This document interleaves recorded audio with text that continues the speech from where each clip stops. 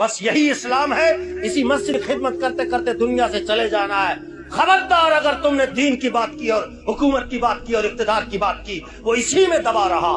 مدرسے کا ایک کمرہ ہے, دوسرا بناؤں گا, پھر تیسرا بناؤں گا, پھر پہلی منزل, پھر دوسری منزل, پھر آگے چل سسٹم چلتا جا رہا. میں چلا گیا, میرا بیٹا آ گیا, وہ چلا گیا, میرا پوتا آ گیا, نسل در نسل. امام چلا گیا, بیٹا امام ہے, اس کا بیٹا امام ہے. یہ نسل در نسل چلتے چلتے اسی میں اسلام کو قید کیا ہوا ہے.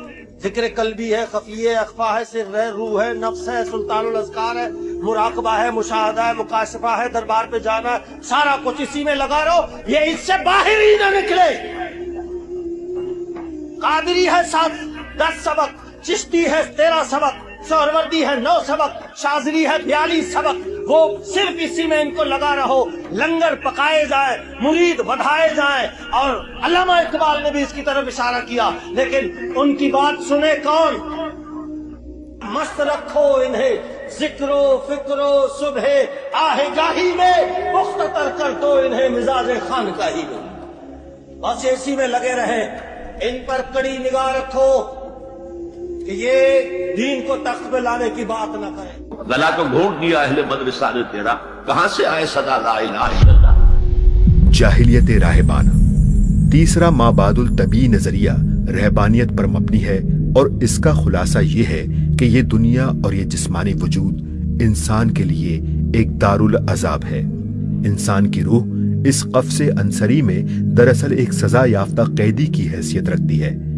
لذات و خواہشات اور تمام وہ ضروریات جو اس جسمانی تعلق کی وجہ سے انسان کو لاحق ہوتی ہیں, دراصل اس قید خانے کے طوق و سلاسل ہیں. انسان اس دنیا اور اس کی چیزوں سے جتنا تعلق رکھے گا اتنا ہی گندگی سے آلودہ ہوگا, اور اسی قدر مزید عذاب کا مستحق بن جائے گا. نجات کی صورت اس کے سوا کوئی نہیں کہ اس زندگی کے بکھیڑوں سے قطع تعلق کیا جائے, خواہشات کو مٹایا جائے, لذات سے کنارہ کشی کی جائے, جسمانی ضروریات اور نفس کے مطالبات کو پورا کرنے سے انکار کیا جائے.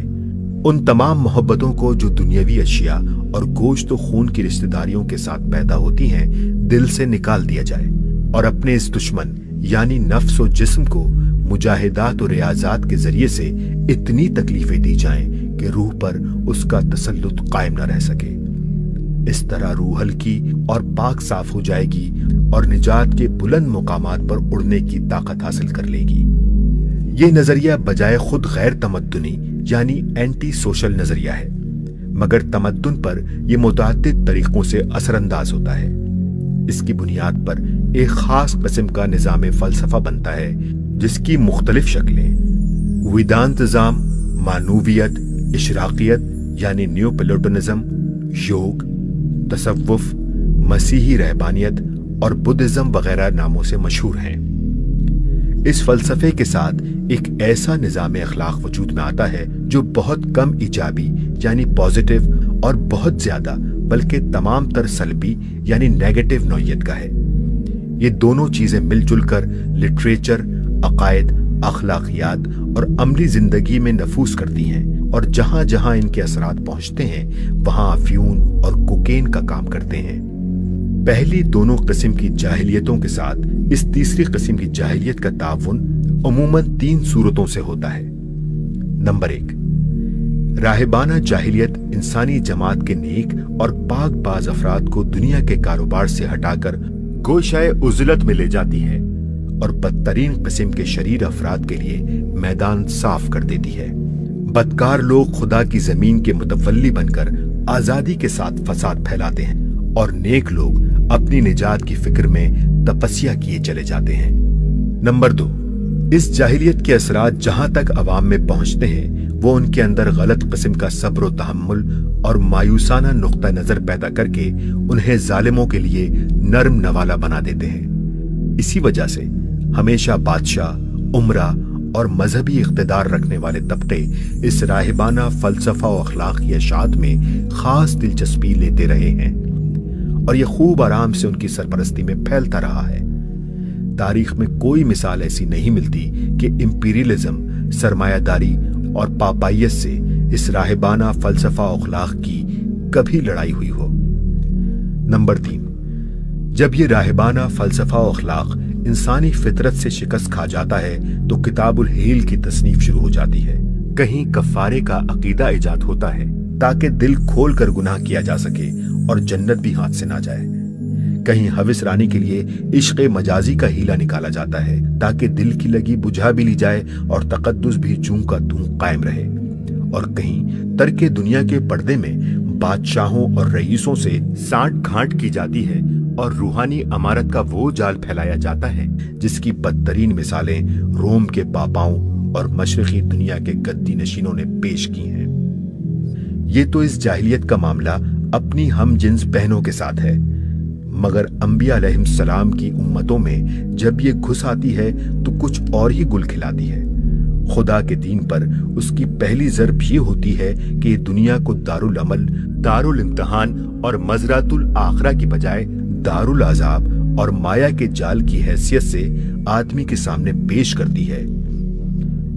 नुक्ता नजर के इस बुनियादी तगय्युर की वजह से आदमी ये हकीकत भूल जाता है कि वो इस दुनिया में खुदा के खलीफे की हैसियत से मामूर है।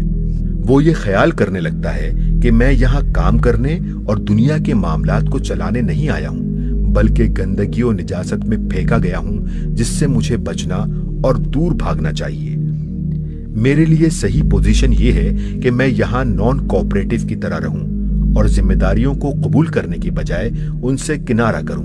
इस तसव्वुर के साथ आदमी दुनिया और उसके मामलात पर सहमी हुई निगाह डालने लगता है और बारे खिलाफत को संभालना तो दरकिनार बारे तमद्दुन को भी अपने सर लेते हुए डरता है।